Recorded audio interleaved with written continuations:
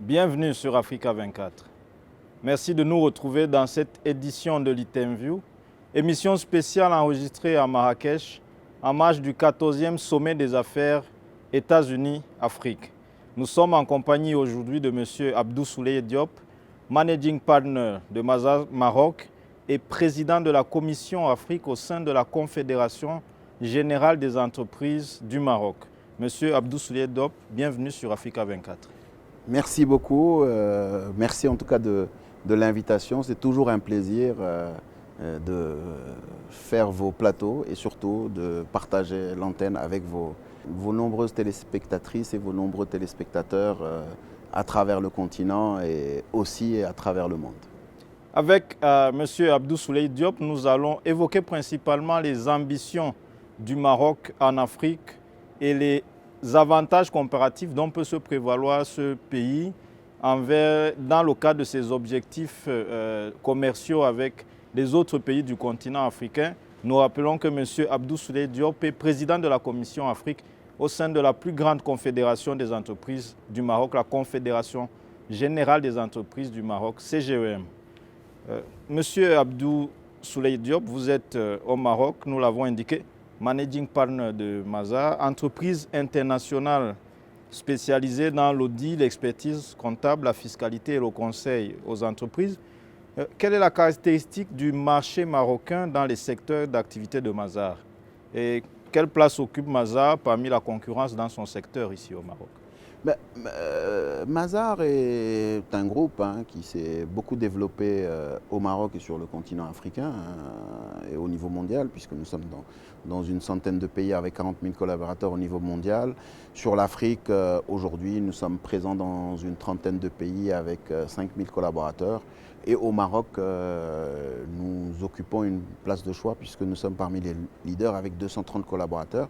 Et notre credo est d'apporter des réponses et des solutions aux problématiques des entreprises, qu'elles soient multinationales, entreprises publiques ou encore PME ou start-up, et également aux problématiques que peuvent rencontrer les gouvernements, les États dans leur plan stratégique, dans leur plan de développement. Donc c'est vraiment notre rôle, c'est d'apporter une réponse aux besoins des différents stakeholders auprès de qui nous intervenons.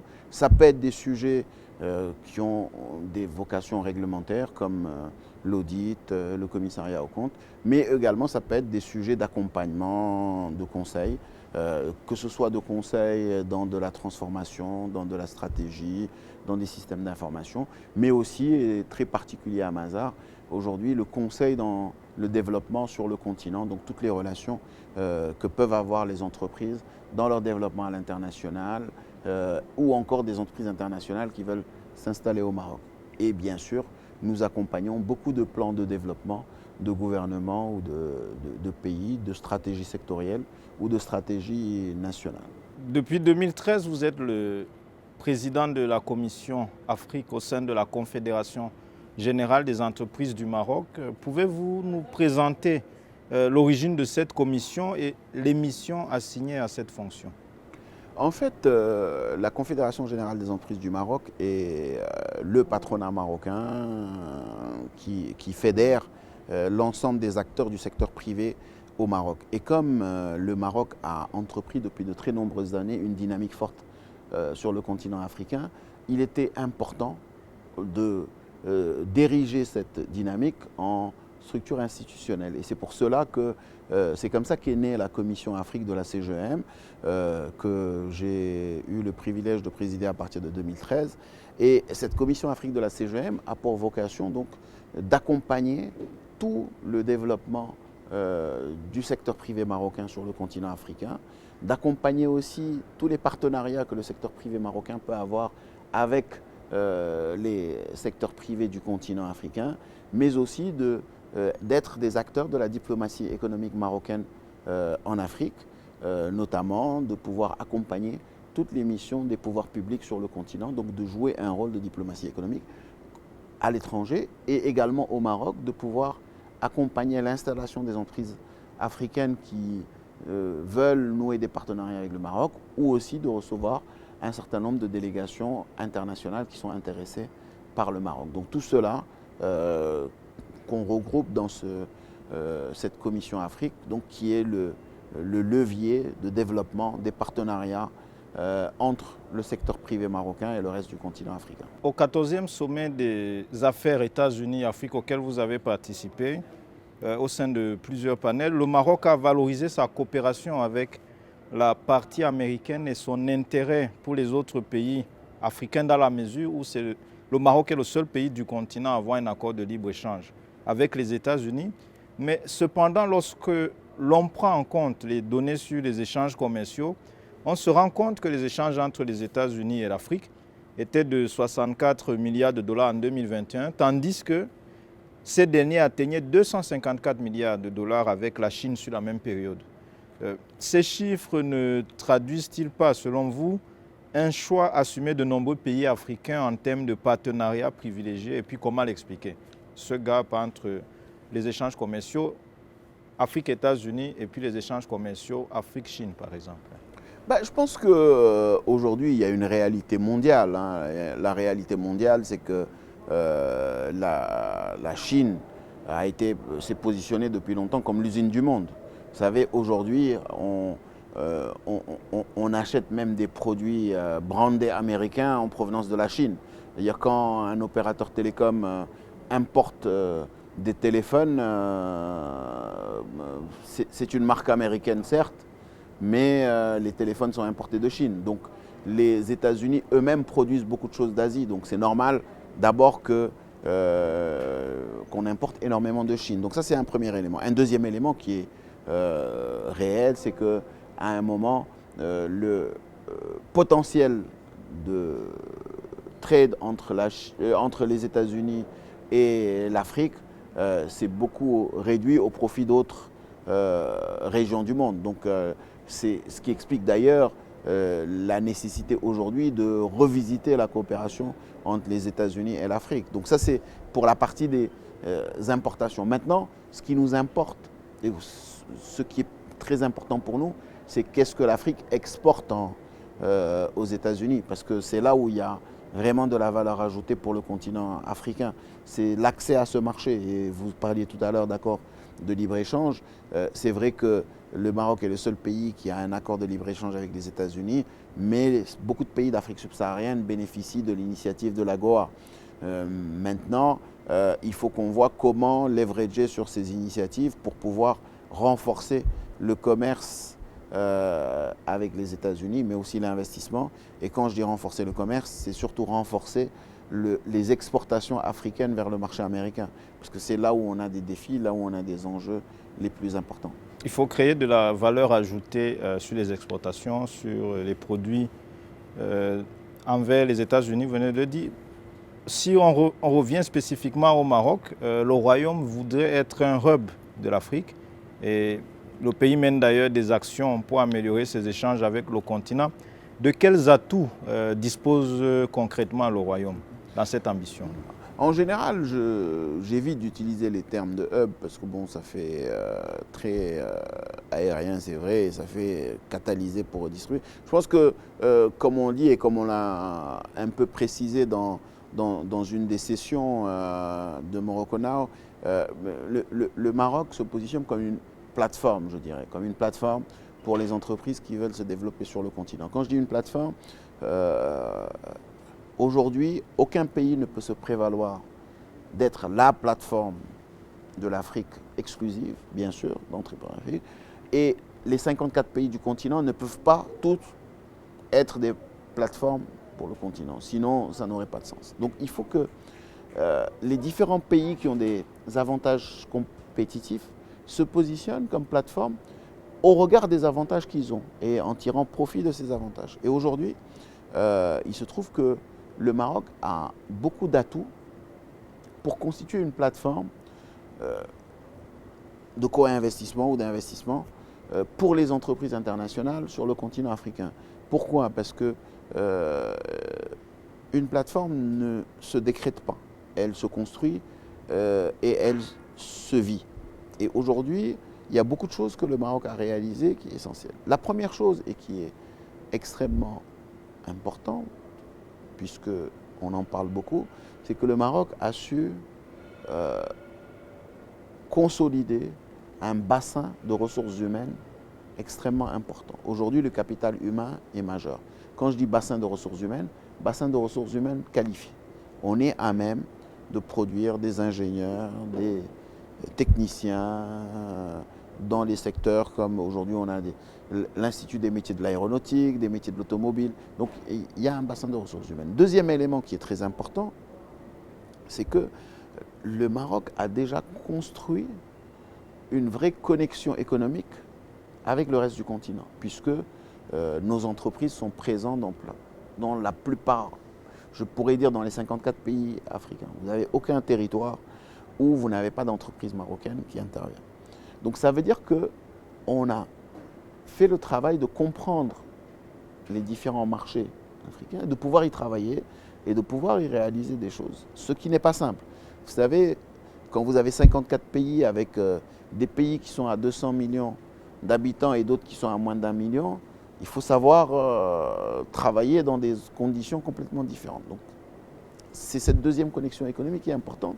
Et dans cette connexion économique, les banques, le maillage qui a été créé par les banques est un atout extrêmement important, un atout majeur. Troisième élément qui est très important lorsqu'on crée une plateforme qui doit se connecter au reste du continent, c'est justement cette connectivité. Et aujourd'hui, on a une connectivité infrastructurelle, aérienne, portuaire, donc maritime, terrestre également, même quasi-connectivité chemin de fer. La connectivité électrique, puisqu'il y a de l'interconnexion. Connectivité en termes d'énergie, puisque bon, là on est en train de construire le gazoduc, on a l'interconnexion électrique, etc. Donc en termes d'infrastructure, il y a un maillage très important qui a été fait. Et cette belle autoroute de Tanger à Dakar qui est en cours de finalisation est aussi un élément structurant.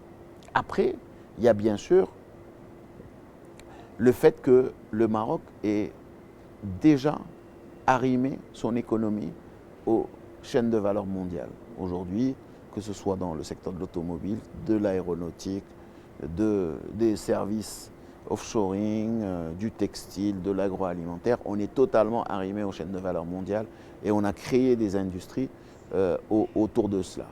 Et ça crée un écosystème industriel, tout l'écosystème autour et un environnement propice à la construction d'une plateforme. Et bien sûr, autre élément non négligeable, l'aspect institutionnel avec Casa Finance City qui donne un cadre institutionnel à cette plateforme ainsi que les zones industrielles d'exportation spéciales qui ont été créées au niveau du Maroc. Et bien sûr, tout ça irrigué par deux piliers qui sont essentiels, la vision qui est portée par Sa Majesté le roi Mohamed VI de cette dynamique africaine, mais aussi les liens culturels très forts que le Maroc a avec différents pays africains. Donc tout ça fait que, en termes de plateforme, on a mis en place tous les éléments qui permettent légitimement d'être une plateforme sans avoir besoin de le décréter. Vous avez commencé à donner des éléments de réponse à la question qui allait suivre. Cette question, c'est dans quel secteur spécifique les pays africains peuvent bénéficier de l'expertise du Maroc? Vous avez abordé Je pense que pour nous, et au niveau du patronat, on est vraiment engagé sur une dynamique, vous l'avez vu, on parle toujours du Made with Africa et on parle des complémentarités de chaînes de valeur. Je pense que là où il doit y avoir de la coopération future importante, et c'est sur ça qu'on travaille, c'est sur les complémentarités de chaînes de valeur. Qu'est-ce que ça veut dire? Ça veut dire que le Maroc a structuré son industrie pour s'arrimer aux chaînes de valeur mondiales, avec une quote-part du Made in Morocco assez intéressante. Maintenant, il faut que la dynamique soit une logique de construire avec les autres pays africains une intégration plus importante. Je prends le cas du secteur de l'automobile. Aujourd'hui, on a atteint un taux d'intégration de 60%. On peut faire mieux. On peut faire mieux parce qu'on a de la bauxite dans un certain nombre de pays qui peuvent se transformer en alumine et venir alimenter les carrosseries automobiles marocaine. Donc il y a du potentiel pour créer de l'industrie de transformation de la bauxite dans beaucoup de pays africains. On a beaucoup de pays qui ont de l'EVA et qui vont rentrer dans la production de caoutchouc et qui peuvent construire une industrie de la pneumatique qui va venir trouver un réceptacle dans l'industrie automobile marocaine. Vous avez toutes les industries de l'agroalimentaire où il y a un potentiel énorme dans beaucoup de pays africains puisqu'on ne transforme pas suffisamment, qui peuvent faire de la première transformation complémentaire avec ce que fait le Maroc. Vous avez l'industrie textile où aujourd'hui on a le coton brut qu'on exporte et qui peuvent faire l'objet de transformation en filature dans beaucoup de pays africains pour créer une industrie de la filature qui va ensuite pouvoir être complémentaire avec d'autres industries textiles panafricaines. Donc cette complémentarité de chaîne de valeur et qui est possible dans énormément de secteurs parce qu'il y a de la matière et il faut que la matière soit transformée là où on peut, modulo la mise en œuvre d'écosystèmes qui permettent d'être compétitifs. Mais il faut qu'on puisse pousser à créer cette complémentarité de chaîne de valeur et coopérer avec les autres pays africains pour justement aider à trouver des pistes de complémentarité pour pouvoir permettre à ces pays aussi de développer des industries parce que c'est le seul salut qu'on peut avoir si on veut que cette ZLECAf soit opérationnelle et si on veut que la quote-part de l'Afrique dans le commerce mondial soit plus importante. Monsieur Abdou Souley Diop, vous êtes vous-même d'origine sénégalaise, mais vivez au Maroc depuis plusieurs années. Quelle appréciation faites-vous du climat des affaires au Maroc spécifiquement? Je pense que le Maroc est un des pays qui draine le plus grand nombre d'investissements directs étrangers. Et le Maroc est un pays qui fait partie des premiers investisseurs en Afrique. Donc cela est en soi un bon baromètre pour identifier le climat des valeurs. Je pense qu'il y a eu énormément de choses qui ont été faites qui font qu'aujourd'hui, le Maroc est un pays que beaucoup de multinationales choisissent, ou beaucoup d'entreprises même africaines, choisissent comme plateforme pour le continent africain. Ça veut dire qu'il y a un environnement des affaires qui est propice, mais au-delà des environnements des affaires, il y a des facteurs qui sont des facteurs essentiels quand on fait du business. Aujourd'hui, l'environnement de vie qui permet d'avoir de la modernité, mais tout en étant dans un environnement très social africain, avoir de la modernité à l'image de ce qui se fait en Occident, avec toutes les commodités du monde, pouvoir voyager. Typiquement, j'ai fait un aller-retour hier soir, plus de 300 km pour aller assister au CAF Awards et revenir. Ça veut dire qu'on a les infrastructures nécessaires pour le faire. Je voyage ce soir, j'ai des connexions qui me permettent d'aller partout. Sur le continent africain ou ailleurs.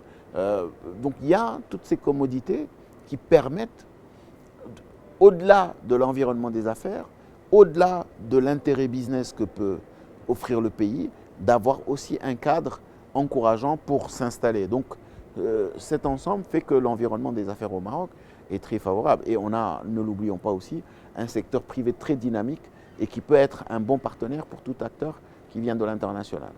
Monsieur Abdou Souley Diop, merci d'avoir répondu aux questions d'Africa 24. Merci à vous de m'avoir invité sur votre plateau et en tout cas de me permettre d'échanger et de partager avec vos téléspectatrices et vos téléspectateurs.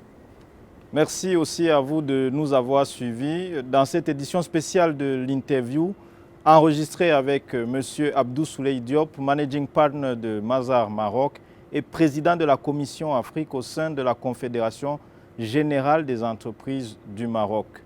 Bonne suite des programmes sur Africa 24, votre chaîne panafricaine.